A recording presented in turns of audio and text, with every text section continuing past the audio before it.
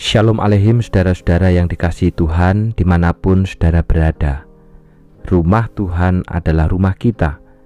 Kiranya GKT Banyuwangi menjadi rumah rohani, tempat kita sehat di dalam pengajaran, pelayanan dan persekutuan, sehingga kita dapat menjemaatkan keluarga dan mengkeluargakan jemaat. Yesaya 5 ayat 8 sampai dengan 24 berkata demikian, "Celakalah kamu yang membeli rumah-rumah dan menyerobot ladang-ladang untuk menambah milikmu. Tak lama lagi habislah tempat untuk orang lain, dan hanya kamulah yang tinggal di negeri itu. Celakalah kamu, dari pagi sampai malam kerjamu hanya minum minuman keras dan bermabuk-mabuk. Celakalah kamu yang berdosa terus-menerus. Celakalah kamu yang memutar balikkan yang baik dan yang jahat, yang gelap dan yang terang, yang pahit dan yang manis. Celakalah kamu yang menganggap diri bijaksana dan sangat pintar. Celakalah kamu yang jago minum anggur, kamu pemberani dan hebat, kalau harus bercampur minuman keras. Kamu telah menolak ajaran Tuhan yang Maha Kuasa dan menghina perintah Allah Kudus Israel." Saudara, kalau kita disuruh milih antara berkat dan celaka, mana yang kita pilih? Saya yakin setiap kita pasti memilih berkat. Saya yakin setiap kita pasti memilih bahagia. Tetapi sadar tidak saudara, bahwa di dalam hidup kita itu banyak minta berkat, banyak minta bahagia, tetapi perilaku kita itu bukan perilaku yang mendatangkan berkat, dan justru banyak mendatangkan celaka. Seperti dalam bagian ini dikatakan celakalah. Artinya apa? Sebuah seruan atau penegasan yang berarti sial, malang, atau menyatakan bahwa seseorang itu patut mendapatkan kesusahan atau sebuah kemalangan. Dan saudara, yang berkata celakalah itu adalah Allah, bukan manusia. Dan dalam firman Tuhan ini, kata celakalah itu justru ditujukan kepada umatnya, kepada miliknya, kepada kepunyaannya saudara. Ngeri tidak Bapak Ibu? Padahal kita berharap berkat, kita berharap bahagia dari Allah, tetapi tanpa sadar hidup kita tidak mendatangkan berkat. Sehingga apa? Justru Allah berkata apa? Celakalah. Nah, maka pertanyaannya saudara, apa yang membuat umat pada waktu itu, pada akhirnya Allah justru berkata celaka? Kepada umat yang bagaimana kata celaka ini ditunjukkan? Supaya hari ini kita bisa belajar saudara. Yang pertama Bapak Ibu, kata celaka ini merupakan kemarahan Allah yang ditumpahkan kepada orang-orang rakus yang merasa harus menumpuk kekayaan dan harta milik dengan menyingkirkan orang lain. Jadi intinya adalah kata celaka itu ditujukan kepada umat yang tamak. Yang penting saya kaya, yang penting saya berlimpah. Perkara orang lain susah atau bahkan sesama umat susah, itu urusannya. Yang penting saya. Itu yang pertama. Nah, yang kedua saudara, kata celaka ini ditujukan kepada umat yang mabuk.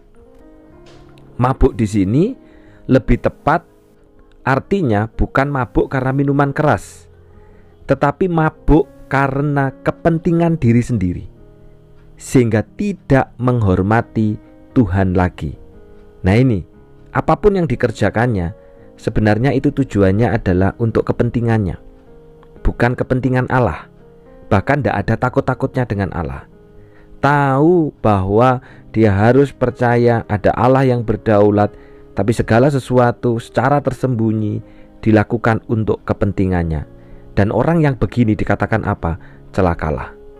Karena pada akhirnya orang-orang seperti ini akan dibuang dan mengalami kehancuran. Allah akan merendahkan orang yang meninggikan dirinya.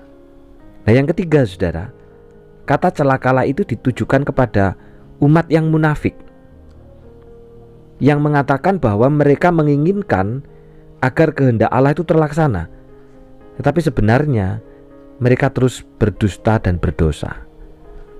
Ngomongnya mau taat kepada Allah, ngomongnya mau nurut kepada Allah, tapi dalam praktek hidupnya tidak.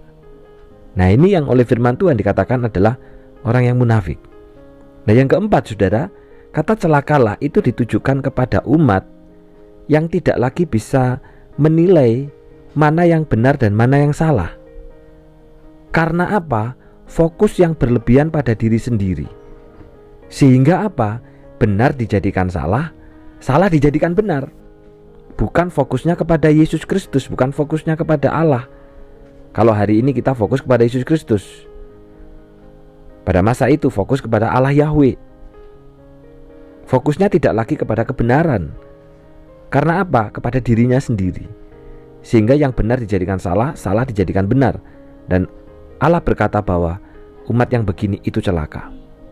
Nah, yang kelima, saudara, celakalah itu juga ditujukan kepada umat yang melawan Tuhan, yang sebenarnya mereka berkata mau tunduk, tapi kenyataannya tidak mau tunduk pada perintah Tuhan. Yang mereka lakukan adalah kebenaran mereka sendiri. Dan sekali lagi, itu karena mencintai diri yang berlebihan, bukan mencintai Tuhan. Nah, keenam, saudara, kata celakalah ini ditujukan kepada apa? Umat yang menyebabkan kemabukan. Seperti tadi artinya adalah umat yang menyebabkan orang lain itu tidak melakukan kepentingan Tuhan, tapi kepentingannya diri sendiri. Dan yang terakhir adalah kata celakalah itu ditunjukkan kepada umat yang hidup berdasarkan suap, berlaku licik dan culas. Artinya apa? Suap itu adalah melakukan sesuatu supaya kemudian orang lain itu bisa mendukung kita, mendukung kepentingan kita dengan berbagai cara hari ini. Nah, saudaraku, karena umat Allah memiliki karakter yang sedemikian, maka Allah menghukum. Umat dihukum ke pembuangan. Di sana mereka mengalami berbagai penderitaan akibat tidak mengindahkan hukum dan firman Tuhan. Allah yang Maha Kudus itu memperlihatkan keadilannya kepada umat yang hidupnya menyimpang dari kebenaran. Pembuangan menjadi tempat yang tepat bagi mereka agar masuk ke dalam hajaran Allah yang mendidik dan mengubahkan. Saudara, ini yang terjadi di dalam Yesaya pasal yang kelima ini. Bagaimana umat justru dikatakan celaka karena mereka tidak lagi hidup menurut firman Tuhan, tapi hidup menurut kepentingannya diri. Nah, apa yang terjadi pada umat Tuhan dalam perjanjian lama itu juga merupakan peringatan bagi kita hari ini, bagi kita gereja hari ini, bagi saya dan Bapak Ibu Saudara. Karena firman Tuhan yang sama yang diberitakan kepada umat pada masa itu juga kepada kita hari ini. Kita jadi umat yang bagaimana? Umat yang hidupnya mendatangkan berkat karena menaruh ketaatan kepada Tuhan, atau justru mendatangkan celaka karena lebih banyak memperhatikan kepentingan diri sendiri? Apakah kita memilih untuk hidup dalam kesenangan dunia dan mengabaikan kekudusan Allah, ataukah kita memilih untuk hidup di dalam kekudusan dan kedaulatan Allah? Saudaraku yang dikasihi Tuhan, karena itu hari ini di dalam masa-masa Minggu Prapaskah, mari kita hidup di dalam pertobatan demi pertobatan. Supaya apa? Kita tidak hidup di dalam celaka seperti kata Allah. Kita tidak hidup di dalam hukuman Allah, tetapi hidup di dalam kebenaran dan kekudusan Allah. Orang yang sudah hidup di dalam kebenaran dan kekudusan Allah, ternyata kita tidak terus hidup di dalam dosa. Tetapi kalau kita memilih terus hidup di dalam dosa, berarti kita memilih hidup di dalam murka Allah, karena dosa itu mendatangkan murka Allah. Mari saudara, kita hidup dalam kebenarannya, kita hidup dalam kekudusannya, kita hidup dalam ketaatan kepada Dia, kita hidup dalam menyenangkan hatinya Allah. Karena berarti kita sedang berada di bawah belas kasihan Allah, sedang berada di bawah kasih Allah. Tetapi kalau kita terus-menerus berbuat dosa, kita terus-menerus memilih untuk hidup dalam kesenangan dan kepentingan kita, berarti kita justru malah memilih hidup di dalam hukumannya. Mari kita berdoa. Kami bersyukur Tuhan karena hari ini firman-Mu mengingatkan kami bagaimana supaya kami menjadi umat yang hidup di dalam belas kasihan Allah. Dengan hidup takut akan Tuhan, dengan hidup sesuai firman Tuhan, dengan hidup mengalami pertobatan dan kekudusan. Karena manakala kami mengaku sebagai umat, tetapi kami hidup dalam hal yang jahat dan berdosa, berarti kami memilih hidup dalam hukuman Tuhan. Di dalam masa-masa prapaskah ini Tuhan, biarlah kami terus mengalami pertobatan demi pertobatan dalam hidup kami. Tolonglah baik hamba-Mu, sebagai gembala, tim hamba Tuhan, penatua, pengurus komisi dan seluruh jemaat, supaya sungguh-sungguh kami mengalami pertobatan demi pertobatan itu, sehingga kami hidup di dalam kasih karunia Allah. Bersyukur hari ini GKT POSPI Pare berusia 26 tahun. Tuhan, kiranya Engkau pakai GKT POSPI Pare menjadi berkat bagi orang-orang di sana. Berkati juga Pendeta Tanto yang menggembalakan di tempat ini Tuhan. Kiranya nama-Mu yang ditinggikan. Demikian juga untuk saudara kami Cu Ayu Angga Dwifani yang hari ini juga bertambah usia dalam kemurahan Tuhan. Engkau pakai Ayu di dalam pemberitaan Injil-Mu, berkati keluarganya, berkati kehidupannya, bahkan pekerjaannya, menjadi orang yang sungguh-sungguh takut akan Tuhan dan hidup di bawah kasih karunia Allah. Di dalam nama Tuhan Yesus kami sudah berdoa. Amin. Selamat ulang tahun Cu Ayu Angga Dwifani. Hiduplah dalam kasih karunia Allah dengan hidup yang takut akan Allah. Tuhan memberkati.